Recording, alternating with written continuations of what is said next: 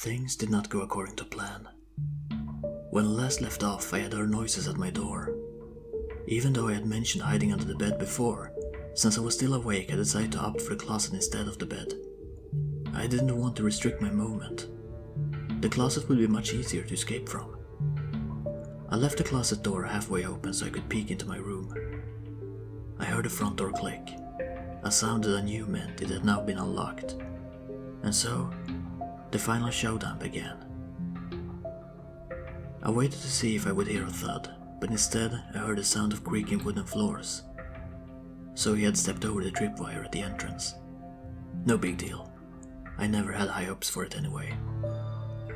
The creaking drew closer. It was incredibly difficult to focus as my heart was beating so quickly, but I knew he would be approaching the second trap shortly. Except he didn't.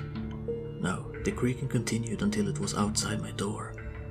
He had somehow completely avoided the false floor. This was not good.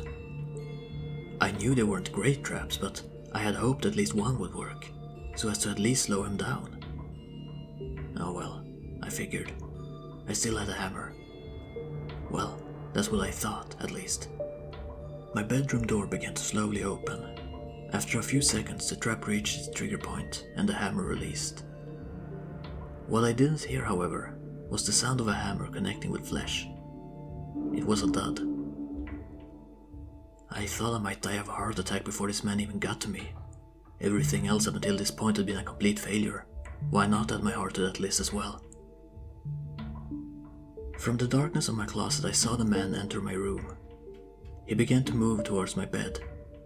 At the very least he couldn't possibly know that the figure in my bed was a mannequin. I began to ready myself, taser in hand. Once he attempted to go for the decoy in the bed, I would jump out and stun him with my taser. Except he didn't attempt to unmask the mannequin. Once he got close enough to my bed, he instead began to lower himself to the ground, to look under the bed. I didn't question why he was doing this, but instead seized the opportunity. He was at his most vulnerable. I jumped out of the closet and shoved my taser into the man's back. He collapsed instantly. As he did, I noticed he dropped something. A syringe. I picked it up and quickly injected it into the man. I didn't care what was in it. The man had clearly intended to use it on me, but I assumed it was some sort of tranquilizer. I brought out my rope and began to tie the man up. Once I made sure he was secure, I turned him over so I could get a good look at his face.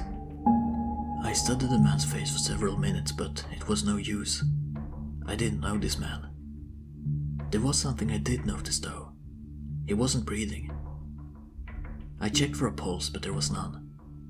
This man, whoever he was already dead. I'm not entirely sure if it was a taser, or whatever was in that syringe that did him in, but he was gone.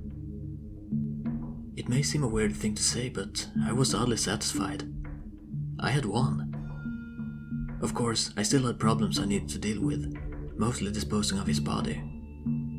But I couldn't help it when a large smile crept up on my face.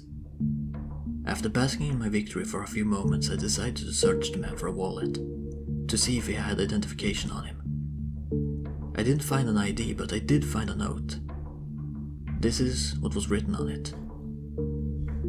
Congrats, if you're reading this, it probably means that you won, and that I'm dead. I could tell you were the right choice from the moment I laid eyes on you. You see, you and me are one and the same. I killed my own stalker 15 years ago, but it wasn't enough. You will have that craving soon enough too. Even if you killed me, you have much to learn. Did you think I didn't know about the traps? What do you think I did while you were at work? Learn from your mistakes, and you may have a long life ahead of you. That was it. Of course he had known about my traps. How could I be so stupid to think that he wouldn't break into my apartment while I wasn't home? The only thing that had saved me was my last-second decision to go into the closet instead of under the bed. He was right though. We were the same. I knew it the moment I saw he was dead. I still could have called the police. It was self-defense after all, but no. The first thought that came into my head was how I would dispose of the body. I have enjoyed all of this too much.